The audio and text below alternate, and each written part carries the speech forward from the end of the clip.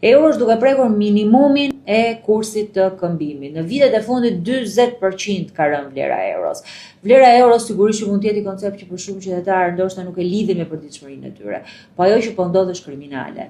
Vlera e euros po ndikon në çmime, po ndikon në eksporte, po ndikon në punësim, po ndikon tek bizneset shqiptare dhe çdo retorik që qeveria shqiptare mund të bëjë për të nxitur eksportet e për të stimuluar sektor është e kotë.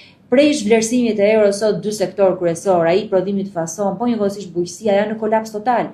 Janë dy sektor që deri dje jetonin me eksporte dhe sot i mungojnë tregut ndërkombëtar, sepse rënja e vlerës së euros si rezultati i kriminalizimit të ekonomisë, i parave të pisa që janë duke hyrë në ekonominë shqiptare, ka pasur ndikim këto dy sektor, po kanë ndikim në xhepin e qytetarëve. Shikoni, është shumë e thjeshtë. Zhvlerësimi i euros bën të pamundur që produktet shqiptare të dalin jashtë, bën të pamundur që fermerët të kenë një të ardhur shtesë, bën të pamundur që biznesi fason të mbajnë 175.000 punonjësit në punë.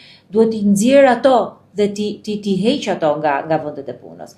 Dhe ky ndikim që zhvlerësimi i euros ka në ekonominë shqiptare është duke sjellë pasoja katastrofike.